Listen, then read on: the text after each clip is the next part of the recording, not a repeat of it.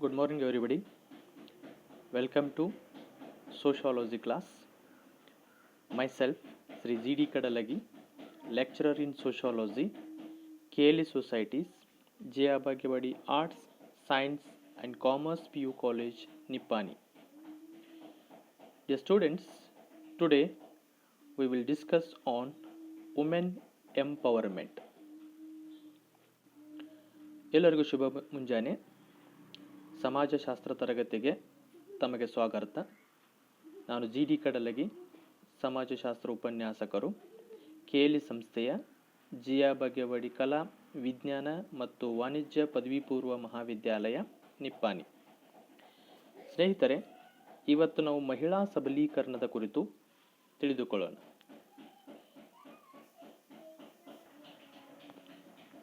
Women empowerment. So what is women empowerment?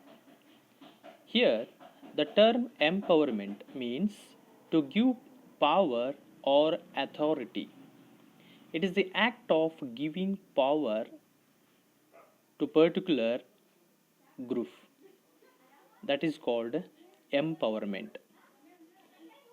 And women empowerment means it is the act of empowering women, that is, to give them the power or authority.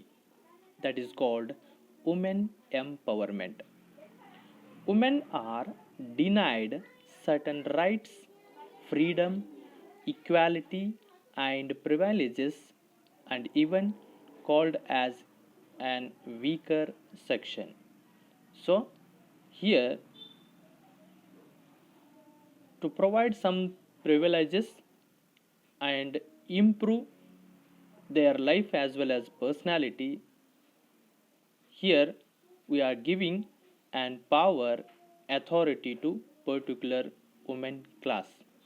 That is the main theme of women empowerment. ಮಹಿಳಾ ಸಬಲೀಕರಣ ಅಂತ. ಇಲ್ಲಿ ಸಬಲೀಕರಣ ಅಂತಂದರೆ ಅಧಿಕಾರವನ್ನು ಕೊಡುವುದು ಅಥವಾ ಇದೊಂದು ರೀತಿ ಅಧಿಕಾರವನ್ನು ನೀಡುವ ಪ್ರಕ್ರಿಯೆಯಾಗಿದೆ. ಅದೇ ಮಹಿಳಾ ಸಬಲೀಕರಣ ಅಂತಂದರೆ ಮಹಿಳೆಯರನ್ನು ಸಬಲಗೊಳಿಸಲು ಅಧಿಕಾರ ನೀಡುವಂಥ ಒಂದು ಕ್ರಿಯೆಯನ್ನು ಮಹಿಳಾ ಸಬಲೀಕರಣ ಅಂತ ಕರಿತೀವಿ. ಮಹಿಳೆಯರನ್ನು ಆರ್ಥಿಕವಾಗಿ, ಸಾಮಾಜಿಕವಾಗಿ, ಶೈಕ್ಷಣಿಕವಾಗಿ ಸಬಲರನ್ನಾಗಿ ಮಾಡಲಿಕ್ಕೆ, ಅವರನ್ನು ಎಲ್ಲ ಕ್ಷೇತ್ರಗಳಲ್ಲಿ ಸಮರ್ಥರನ್ನಾಗಿ ಮಾಡಲಿಕ್ಕೆ ಒಂದು ಅಧಿಕಾರವನ್ನು ನೀಡುವಂಥ ಪ್ರಕ್ರಿಯೆ ಈ ಮಹಿಳಾ ಸಬಲೀಕರಣ ಅಂತ. ಮಹಿಳೆಯರಿಗೆ ಕೆಲ ಹಕ್ಕುಗಳನ್ನು, ಸ್ವಾತಂತ್ರ್ಯ, ಸಮಾನ ಅವಕಾಶ ಮತ್ತು ಸೌಲಭ್ಯಗಳನ್ನು ನಿರಾಕರಿಸಲಾಗಿತ್ತು. ಒಂದು ರೀತಿ ಅವರನ್ನು ದುರ್ಬಲ ಲಿಂಗವೆಂದು ಪರಿಗಣಿಸಲಾಗಿತ್ತು ಅಥವಾ ಕರೆಯಲಾಗಿತ್ತು. ಸೊ ಈ ಎಲ್ಲ ಸೌಲಭ್ಯಗಳನ್ನು ಪುನಃ ನೀಡುವುದರ ಮೂಲಕ ಅವಳಿಗಿರುವಂಥ ಆ ದುರ್ಬಲದ ಕಳಂಕವನ್ನು ಹೋಗಲಾಡಿಸುಗೋಸ್ಕರವಾಗಿಯೇ ನೀಡುವಂಥ ಒಂದು ಅಧಿಕಾರದ ಕ್ರಿಯೆಯನ್ನು ಇಲ್ಲಿ ಮಹಿಳಾ ಸಬಲೀಕರಣ ಅಂತ ಕರೆಯಲಾಗ್ತದೆ. Women experience powerlessness in multiple places. At the workplace, women are in the position of disadvantage. Women are participating in almost all sections of social life, but there is no well position as well as respect, power to women class. Through this concept, here to providing well position, advantages and power to women class, that is women empowerment. Their experience powerlessness in social, political and economic institutions. ಮಹಿಳೆಯರು ಹಲವಾರು ಕ್ಷೇತ್ರಗಳಲ್ಲಿ ಅಧಿಕಾರಹೀನತೆಯನ್ನು ಅನುಭವಿಸುತ್ತಿದ್ದಾರೆ. ಅಷ್ಟೇ ಅಲ್ಲದೆ ಕೆಲಸದ ಸ್ಥಳದಲ್ಲಿ ಮಹಿಳೆಯರು ಅನಾನುಕೂಲಗಳ ಪರಿಸ್ಥಿತಿಯನ್ನೂ ಕೂಡ ಎದುರಿಸುತ್ತಿದ್ದಾರೆ. ಇಂಥದ್ದನ್ನು ಪರಿಹರಿಸುವುದಕ್ಕಾಗಿಯೇ ಮಹಿಳೆಯರಿಗೆ ದುಡಿಯುವಂಥ ಎಲ್ಲ ಕ್ಷೇತ್ರಗಳಲ್ಲಿ ಅಧಿಕಾರ, ಸ್ಥಾನ, ಅನುಕೂಲಗಳನ್ನು ಒದಗಿಸಿಕೊಡುವಂಥ ಮತ್ತು ಅವಳ ಪರಿಸ್ಥಿತಿಯನ್ನು ದುಡಿಯುವ ಸ್ಥಳದಲ್ಲಿ, ಕೆಲಸದ ಸ್ಥಳದಲ್ಲಿ ಅವಳ ಪರಿಸ್ಥಿತಿಯನ್ನು ಸುಧಾರಿಸುವಂಥ ಒಂದು ಪ್ರಯತ್ನವೇ ಈ ಮಹಿಳಾ ಸಬಲೀಕರಣ. ಮಹಿಳೆಯರು ಸಾಮಾಜಿಕ, ರಾಜಕೀಯ ಮತ್ತು ಆರ್ಥಿಕ ಸಂಸ್ಥೆಗಳಲ್ಲಿ ಅಧಿಕಾರಹೀನತೆಯನ್ನು ಅನುಭವಿಸುತ್ತಿರುವಂಥದ್ದು ನಮಗೆ ಗೊತ್ತಿರುವ ಸಂಗತಿ. ಸೊ ಇವೆಲ್ಲ ಕ್ಷೇತ್ರಗಳಲ್ಲಿ ಅವಳಿಗೆ ಒಂದು ಅವಕಾಶವನ್ನು ಕಲ್ಪಿಸಿ ಅವಳನ್ನು ಸಬಲನ್ನಾಗಿ ಮಾಡುವಂಥ ಒಂದು ಕಾರ್ಯತಂತ್ರಗಳನ್ನು, ಕೆಲವೊಂದು ಕಾರ್ಯಕ್ರಮಗಳನ್ನು ಈ ಮಹಿಳಾ ಸಬಲೀಕರಣದಡಿಯಲ್ಲಿ ಕಾಣ್ತೀವಿ.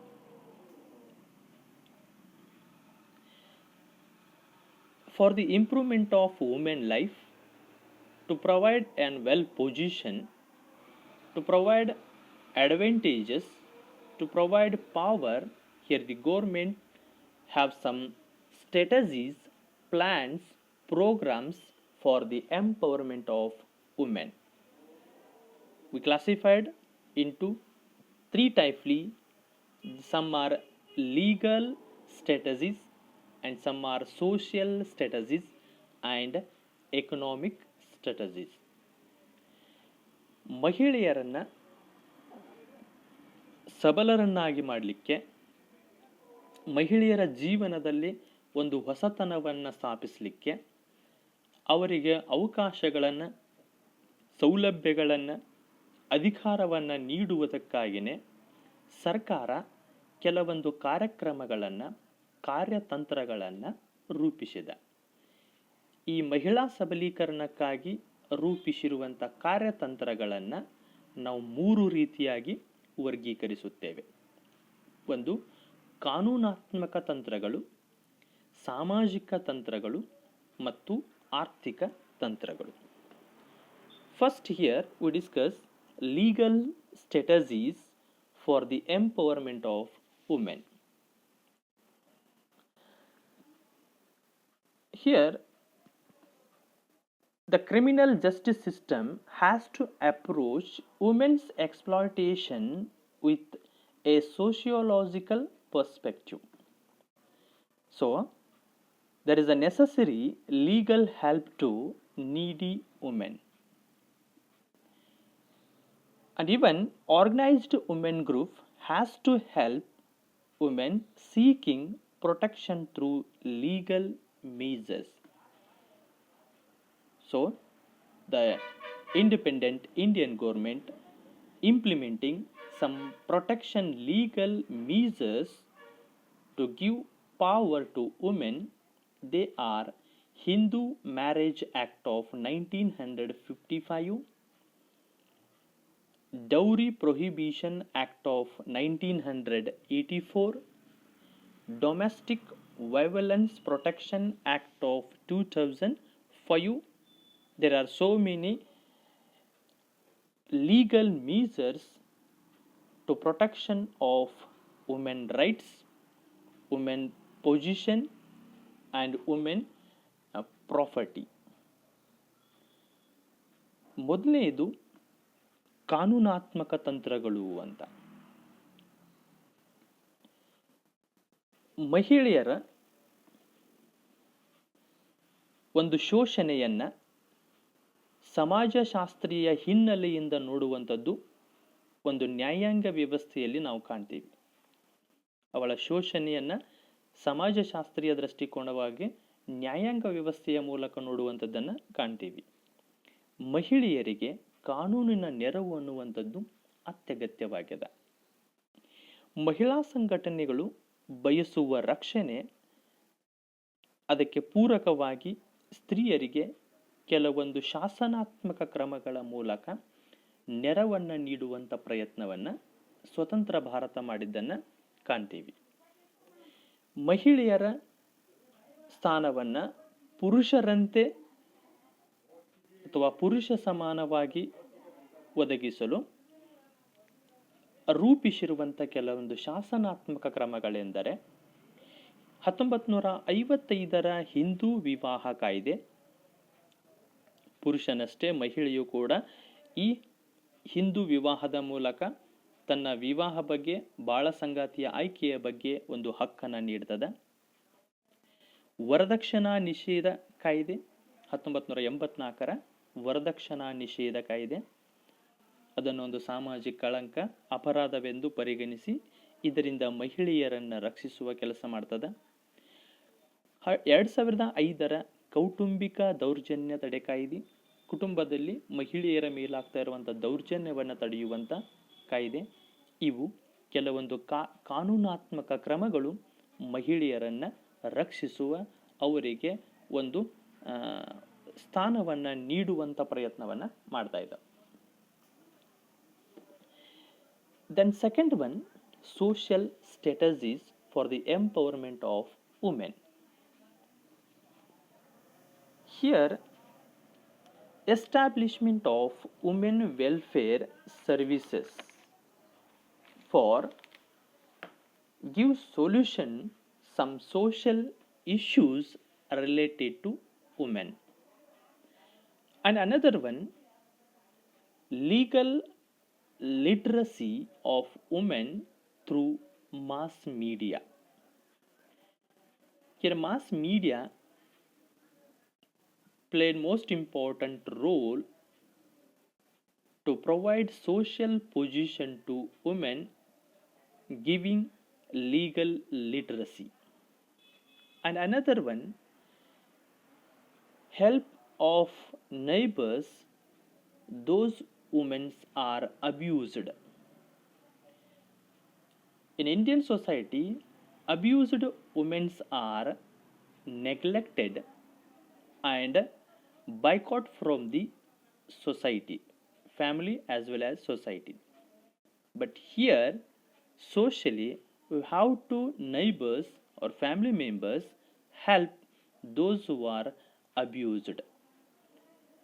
And another one, public education and awareness programs to create awareness among women. When women get public education,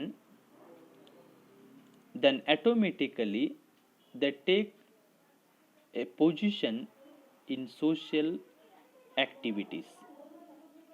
And another one, among males to realize their new roles in the changing time.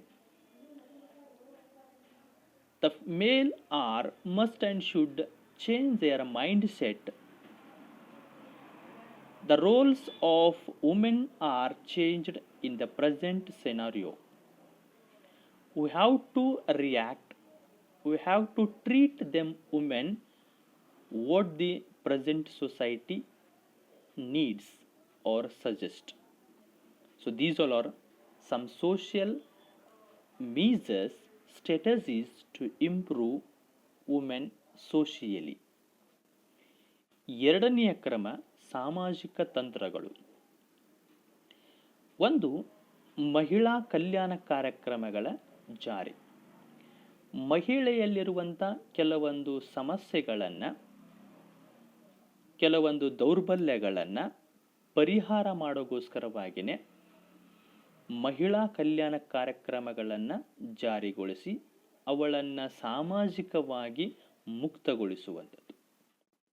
ಎರಡನೆಯದು, ಸಮೂಹ ಮಾಧ್ಯಮಗಳ ಮೂಲಕ ಮಹಿಳೆಯರಲ್ಲಿ ಕಾನೂನು ಜಾಗೃತಿ ಮೂಡಿಸುವುದು. ಮಹಿಳೆಯರನ್ನು ಕುಟುಂಬದಲ್ಲಿ, ಕುಟುಂಬದ ಹೊರಗಿನ ಸಮಾಜದಲ್ಲಿ, ದುಡಿಯುವ ಸ್ಥಳದಲ್ಲಿ ರಕ್ಷಿಸೋದಕ್ಕೆ ಹಲವಾರು ಕಾನೂನುಗಳಿವೆ. ಆ ಕಾನೂನುಗಳನ್ನು ಮಹಿಳೆಯರಿಗೆ ಸಮೂಹ ಮಾಧ್ಯಮಗಳ ಮೂಲಕ ತಿಳಿಸಿಕೊಡುವುದು. ಆ ಕಾನೂನುಗಳನ್ನು ಬಳಸಿಕೊಂಡು ಮಹಿಳೆ ತನ್ನನ್ನು, ತನ್ನ ಸ್ಥಾನವನ್ನು, ತನ್ನ ವೃತ್ತಿಯನ್ನು ರಕ್ಷಿಸುವುದಕ್ಕೆ ಸಾಧ್ಯ ಆಗ್ತದೆ. ಅದರ ಮೂಲಕ ಸಮಾಜದಲ್ಲಿ ತನ್ನ ಸ್ಥಾನವನ್ನು ಗುರುತಿಸಿಕೊಳ್ಳಲಿಕ್ಕೆ ಅನುಕೂಲ ಆಗ್ತದೆ. ಇಲ್ಲಿ ಸಮೂಹ ಮಾಧ್ಯಮಗಳ ಪಾತ್ರ, ಅವು ನೀಡುವಂಥ ಕಾನೂನು ಶಿಕ್ಷಣ ಅತ್ಯವಶ್ಯಕವಾದದ್ದು. ದೆನ್ ಇನ್ನೊಂದು, ದೌರ್ಜನ್ಯಕ್ಕಾದ ಒಳಗಾದ ಮಹಿಳೆಯರಿಗೆ ನೆರೆಹೊರೆಯವರು ನೆರವನ್ನು ನೀಡುವುದು. ಯಾವ ಮಹಿಳೆ ಅತ್ಯಾಚಾರದಂಥ ದೌರ್ಜನ್ಯಕ್ಕೆ ಒಳಗಾಗಿರ್ತಾಳೆ ಅವಳನ್ನು ಅವಳ ಕುಟುಂಬ ಆಗಲಿ, ನೆರೆಹೊರೆಯವರಾಗಲಿ ಅಥವಾ ಸಮಾಜವಾಗಲಿ ಸಂಪೂರ್ಣವಾಗಿ ತಿರಸ್ಕರಿಸ್ತದೆ. ಕುಟುಂಬದಿಂದ, ಸಮಾಜದಿಂದನೇ ಅವಳನ್ನು ಹೊರಗೆ ಹಾಕ್ತದೆ. ಅದರ ಬದಲಾಗಿ ಇಲ್ಲಿ ಕುಟುಂಬಸ್ಥರು ಅಥವಾ ನೆರೆಹೊರೆಯವರು, ಸಮಾಜ ಈ ಥರ ದೌರ್ಜನ್ಯಕ್ಕೆ ಒಳಗಾದಂಥ ಮಹಿಳೆಯರನ್ನು ಯಾವಾಗಲೂ ಅವರಿಗೆ ಸಹಕಾರವನ್ನು ನೀಡುವಂಥದ್ದು, ನೆರವನ್ನು ಒದಗಿಸುವುದು, ಸಾಂತ್ವನವನ್ನು ನೀಡುವುದು. ಈ ಥರ ದೌರ್ಜನ್ಯಕ್ಕೊಳಗಾದ ಮಹಿಳೆಗೆ ಕುಟುಂಬದ ಅಥವಾ ನೆರೆಹೊರೆಯವರ, ಸಮಾಜದ ಸಾಂತ್ವನ ಅಥವಾ ನೆರವು ದೊರೆಯಿತಂತಂದರೆ ಅವಳಲ್ಲಿ ಬದುಕುವ ಒಂದು ಜಾಗೃತಿ ಮೂಡ್ತದೆ. ಇನ್ನೊಂದು, ಸಾರ್ವಜನಿಕ ಶಿಕ್ಷಣ ಮತ್ತು ಜಾಗೃತಿ ಕಾರ್ಯಕ್ರಮಗಳು. ಸೊ ಮಹಿಳೆಯರಲ್ಲಿರುವಂಥ ಒಂದು ಅಜ್ಞಾನ, ಮೂಢನಂಬಿಕೆ, ತಪ್ಪು ಕಲ್ಪನೆಗಳು, ಅಂಧಶ್ರದ್ಧೆಗಳು ಇವುಗಳನ್ನು ತೆಗೆದು ಹಾಕಲಿಕ್ಕೆ ಅವರಿಗೋಸ್ಕರ ಒಂದು ಸಾಮಾನ್ಯ ಶಿಕ್ಷಣವನ್ನು, ಸಾರ್ವಜನಿಕ ಶಿಕ್ಷಣವನ್ನು ಮತ್ತು ಅವಳಲ್ಲಿ ಜಾಗೃತಿ ಮೂಡಿಸುವಂಥ ಕಾರ್ಯಕ್ರಮಗಳನ್ನು ಆಯಾ ಕಾಲದಲ್ಲಿ ಜಾರಿಗೊಳಿಸುವುದು. ಇದರ ಮೂಲಕ ಸಮಾಜದಲ್ಲಿ ಅವಳ ಮೇಲೆ ಹೇರಲ್ಪಟ್ಟಂಥ ಕೆಲವೊಂದು ಅಂಧಶ್ರದ್ಧೆಗಳನ್ನು, ತಪ್ಪು ಕಲ್ಪನೆಗಳನ್ನು ತೆಗೆದುಹಾಕುವಂಥ ಪ್ರಯತ್ನಗಳು. ಇನ್ನೊಂದು, ಬದಲಾದ ಸನ್ನಿವೇಶದಲ್ಲಿ ತಮ್ಮ ಪಾತ್ರಗಳು ಬದಲಾಗುತ್ತಿರುವುದ ಕುರಿತು ಪುರುಷರಲ್ಲಿ ಅರಿವು ಮೂಡಿಸುವುದು. ಪುರುಷ ಪ್ರಧಾನ ಸಮಾಜದಲ್ಲಿ ಪುರುಷರು ಮಹಿಳೆಯರನ್ನು ಕೆಲವೊಂದು ನಿರ್ದಿಷ್ಟಪಡಿಸಿದ ಪಾತ್ರಗಳಿಗೆ ಮಾತ್ರ ಸೀಮಿತವಾಗಿಟ್ಟಿದ್ದಾರೆ. ಆದರೆ ಪ್ರಸ್ತುತ ಸಂದರ್ಭದಲ್ಲಿ ಸಮಾಜಗಳು ಹೇಗೆ ಬದಲಾಗ್ತಾ ಇದ್ದಾವೆ, ಹಾಗೆ ಬದಲಾದಂತೆ ಮಹಿಳೆಯರ ಪಾತ್ರಗಳಲ್ಲಿಯೂ ಕೂಡ ಬದಲಾವಣೆಗಳನ್ನು ಮಾಡಿಕೊಳ್ಳುವುದು. ಈ ಮೊದಲು ಕುಟುಂಬದ ಒಳಗಡೆನೇ ಕೆಲಸ ಮಾಡಬೇಕನ್ನುವಂಥ ಒಂದು ಪರಿಕಲ್ಪನೆಯನ್ನು ಬದಲಾಯಿಸಿ, ಪುರುಷರು ತಮ್ಮ ದೃಷ್ಟಿಕೋನವನ್ನು ಬದಲಾಯಿಸಿ ಮಹಿಳೆ ಕುಟುಂಬದ ಹೊರಗಡೆಯೂ ದುಡಿಯಬಹುದು ಅನ್ನುವಂಥ ಒಂದು ಪರಿಕಲ್ಪನೆಯನ್ನು ಇಟ್ಟುಕೊಳ್ಳುವುದು, ಅರಿವನ್ನು ಮೂಡಿಸಿಕೊಳ್ಳುವುದು. ಆವಾಗ ಮಾತ್ರ ಮಹಿಳೆಯರು ಸಾಮಾಜಿಕವಾಗಿ ಸಬಲರಾಗಲಿಕ್ಕೆ ಸಾಧ್ಯ ಆಗ್ತದೆ. ಇನ್ನೊಂದು, ಆರ್ಥಿಕ ತಂತ್ರಗಳು. Third one is economic strategies for the empowerment of women. Here education and vocational training for women to get job and economically dependent. When women get education and vocational training, automatically he starts to work herself and to become economically self-reliant, economically independent. And another one, technological aids for lighten women's heavy duty. Here almost all women are working where we can't apply technology, but here we have to help them, we have to give technological aids to women for her easy work or decrease the heavy duty. And another one, we have to train in both formal and non-formal education. When we give her in both formal and non-formal education, automatically she starts to work herself and she can live independently, he can manage family herself. And another one, credit facilities to start small scale industries or self employment. For women economic empowerment, here we have to give credit facilities to start small scale industries or self employment to improve her income. When she get income, automatically he became economically powerful. And another one, programs of placing women in important position at various levels. Here we have to make some plans and programs. Those plans and programs always helps to women to get important position at various levels. It may be political, it may be social or job section or education. We have to give some opportunities to get well positioned in different levels. So these all are the economic supports to become women empowerment.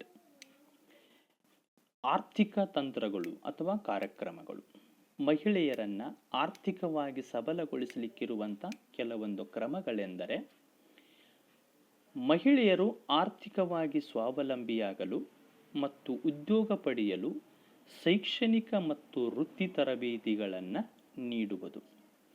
ಯಾವಾಗ ಮಹಿಳೆ ಶೈಕ್ಷಣಿಕ ಮತ್ತು ವೃತ್ತಿ ತರಬೇತಿಯನ್ನು ಪಡೆದುಕೊಳ್ತಾಳ, ಅವಳು ತನ್ನಷ್ಟಕ್ಕೆ ತಾನೇ ತನ್ನ ವೃತ್ತಿಯನ್ನು ಆರಂಭಿಸ್ತಾಳ. ತನ್ನಷ್ಟಕ್ಕೆ ತಾನು ವೃತ್ತಿಯನ್ನು ಆರಂಭಿಸುವುದರ ಮೂಲಕ ಒಂದು ಆರ್ಥಿಕ ಸ್ವಾವಲಂಬಿ ಜೀವನವನ್ನು ನಿರ್ವಹಿಸಲಿಕ್ಕೆ ಅರ್ಹಳಾಗ್ತಾಳ. ಯಾವ ಮಹಿಳೆ ಆರ್ಥಿಕವಾಗಿ ಸ್ವಾವಲಂಬಿ ಆಗ್ತಾಳ, ಅವಳು ಸಬಲಳು ಅನಿಸಿಕೊಳ್ಳಲಿಕ್ಕೆ ಸಾಧ್ಯ ಆಗ್ತದೆ. ಹಾಗೆ ಮಹಿಳೆಯರ ದೈಹಿಕ ಶ್ರಮವನ್ನು ನಿರ್ವಹಣೆ ಮಾಡುವಲ್ಲಿ ತಂತ್ರಜ್ಞಾನವನ್ನು ಬಳಸುವುದು. ನಮ್ಗೆ ಗೊತ್ತಿರೋ ಹಾಗೆ ಹೆಚ್ಚು ಕಡಿಮೆ ಮಹಿಳೆ ಮಾಡುವಂಥ ಶ್ರಮಗಳಲ್ಲಿ, ಕೆಲಸಗಳಲ್ಲಿ ತಂತ್ರಜ್ಞಾನದ ಬಳಕೆ ಅತ್ಯಂತ ಕಡಿಮೆ ಇದೆ. ಅದಕ್ಕಾಗಿ ಮಹಿಳೆಯ ಒಂದು ದೈಹಿಕ ಶ್ರಮವನ್ನು, ಕೆಲಸವನ್ನು ಸೂಕ್ತವಾಗಿ ನಿರ್ವಹಣೆ ಮಾಡಲಿಕ್ಕೆ ಹೊಸ ತಂತ್ರಜ್ಞಾನವನ್ನು ಬಳಸಲಿಕ್ಕೆ ಅವಕಾಶವನ್ನು ಅಥವಾ ತಂತ್ರಜ್ಞಾನವನ್ನು ಒದಗಿಸಿಕೊಡುವುದು. ಮಹಿಳೆ ಆರ್ಥಿಕವಾಗಿ ಸ್ವಾವಲಂಬನೆ ಆಗಲಿಕ್ಕೆ ಔಪಚಾರಿಕ ಮತ್ತು ಅನೌಪಚಾರಿಕ ಶಿಕ್ಷಣವನ್ನು ನೀಡುವುದು. ಮಹಿಳೆ ಔಪಚಾರಿಕ ಮತ್ತು ಅನೌಪಚಾರಿಕ ಶಿಕ್ಷಣದ ಮೂಲಕ ತನ್ನ ಸಾಮರ್ಥ್ಯಕ್ಕನುಗುಣವಾಗಿ ಒಂದು ವೃತ್ತಿಯನ್ನು ನಿರ್ವಹಿಸುವುದರ ಮೂಲಕ ಕುಟುಂಬವನ್ನು, ತನ್ನ ಜೀವನವನ್ನು ನಿರ್ವಹಣೆ ಮಾಡಲಿಕ್ಕೆ ಅನುಕೂಲ ಆಗ್ತದೆ. ಹಾಗೆ ಮಹಿಳೆಯರಿಗೆ ಸಣ್ಣ ಕೈಗಾರಿಕೆ ಮತ್ತು ಸ್ವ ಉದ್ಯೋಗಕ್ಕೆ ಬೇಕಾಗಿರುವಂತಹ ಸಾಲ ಸೌಲಭ್ಯವನ್ನು ಕಲ್ಪಿಸಿಕೊಡುವುದು.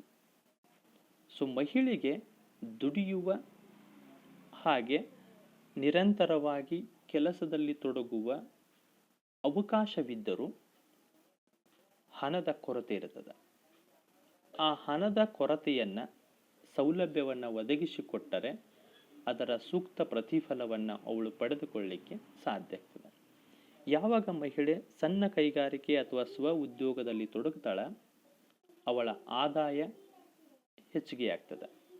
ಯಾವ ಮಹಿಳೆ ಆದಾಯವನ್ನು ಪಡ್ಕೊಳ್ತಾಳ, ಅವಳು ಆರ್ಥಿಕವಾಗಿ ಸಬಲರಾಗಿ ಬೆಳೆದಾಳೆ.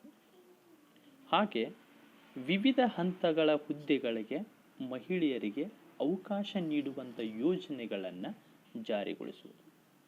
ಯಾವುದೇ ಯೋಜನೆ ಜಾರಿಗೆ ಬರುವಂಥ ಸಂದರ್ಭದಲ್ಲಿ ಮಹಿಳೆಯರಿಗೆ, ಅದು ರಾಜಕೀಯ ಇರ್ಬೋದು, ಆರ್ಥಿಕ ಇರ್ಬೋದು, ಸಾಮಾಜಿಕ ಇರ್ಬೋದು, ಶೈಕ್ಷಣಿಕ ಇರ್ಬೋದು, ಯಾವುದೇ ರಂಗ ಅಥವಾ ಹಂತ ಇರಬಹುದು, ಅಲ್ಲಿ ಮಹಿಳೆಯರಿಗೆ ಕೆಲವೊಂದು ಉನ್ನತ ಹುದ್ದೆಗಳು ಲಭಿಸುವಂತೆ ಕೆಲವೊಂದು ಕ್ರಮಗಳನ್ನು ಹಾಕಿಕೊಳ್ಳುವುದು. ಯಾವಾಗ ಮಹಿಳೆಗೆ ಆ ಎಲ್ಲ ವಿವಿಧ ಕ್ಷೇತ್ರಗಳಲ್ಲಿ ಒಂದು ಉನ್ನತ ಅವಕಾಶಗಳು ಸಿಗ್ತಾವ, ಆಗ ಆರ್ಥಿಕವಾಗಿ ಸಬಲರಾಗ್ತಾರೆ. ಇವೆಲ್ಲ ಮಹಿಳೆಯರು ಆರ್ಥಿಕವಾಗಿ ಸಬಲರಾಗಲಿಕ್ಕಿರುವಂಥ ಕೆಲವೊಂದು ಕಾರ್ಯತಂತ್ರಗಳು. So these all are the some strategies for the empowerment of women. And another one, the government of India declared the year 2001 as Women's Empowerment Year. Through announcing this, it helps to eradicate what are the problems, issues among the women class. It is most important step to empower the women in almost all sections of life. It had threefold objectives. One is create a nationwide awareness about the problems and issues of women. Why the government declared as the year 2001 as a women's empowerment year? Because behind there is an objective aim to introduce, to highlight the problems and challenges or issues of women throughout nation, especially among male community. And another one, control of resources by women. Already we know that maximum resources are utilized, managed by women. Here we have to control, we have to manage resources through women, announcing or giving and power to women. And another one, creating an enabling environment among women group. When we create an enabling environment among women, then they are free to work, then they are free to express their opinion, then they are became a part of the progress or development. So these all are the three main objectives of the announcement of 2001 as a Women's Empowerment Year. Bharat ಸರ್ಕಾರ 2001ನೇ ವರ್ಷವನ್ನು ಮಹಿಳಾ ಸಬಲೀಕರಣದ ವರ್ಷ ಅಂತ ಘೋಷಿಸಿತು. ಇದರ ಮೂಲಕ ಮಹಿಳೆಯರ ಸಮಸ್ಯೆಗಳನ್ನು, ಮಹಿಳೆಯರ ಕುರಿತಾಗಿರುವಂಥ ಜಾಗೃತಿಯನ್ನು ಒಂದು ಸಮಾಜದಲ್ಲಿ ಮೂಡಿಸುವುದೇ ಇದರ ಉದ್ದೇಶ. ಇದು 3 ಮುಖ್ಯ ಉದ್ದೇಶಗಳನ್ನು ಹೊಂದಿದೆ. ಒಂದು, ಮಹಿಳೆಯರ ಸಮಸ್ಯೆ ಸವಾಲುಗಳ ಕುರಿತು ರಾಷ್ಟ್ರವ್ಯಾಪಿ ಜಾಗೃತಿ ಮೂಡಿಸುವುದು. ಈ ಥರ ಒಂದು ಘೋಷಣೆಯ ಮೂಲಕ ಮಹಿಳೆಯರಲ್ಲಿ ಒಂದು ಶಕ್ತಿ ತುಂಬುವುದರ ಜೊತೆಗೆ ಅವರ ಸಮಸ್ಯೆ ಸವಾಲುಗಳು, ಅವಳ ಪರಿಸ್ಥಿತಿ ಏನು ಅನ್ನುವಂಥದ್ದನ್ನು ನಾಗರಿಕ ಸಮಾಜದಲ್ಲಿ ಜಾಗೃತಿ ಮೂಡಿಸುವುದು. ಹಾಗೆ ಮಹಿಳೆಯರಿಂದ ಸಂಪನ್ಮೂಲಗಳನ್ನು ನಿಯಂತ್ರಿಸುವುದು ಮತ್ತು ಪಡೆಯುವುದು. ಸಂಪನ್ಮೂಲಗಳನ್ನು ಬಳಸುವಂಥದ್ದು, ನಿರ್ವಹಿಸುವಂಥದ್ದು, ನಿಯಂತ್ರಿಸುವಂಥದ್ದು ಮುಖ್ಯವಾಗಿ ಮಹಿಳೆಯರ ಮೇಲೆ ಆಧಾರಿತವಾಗಿದೆ.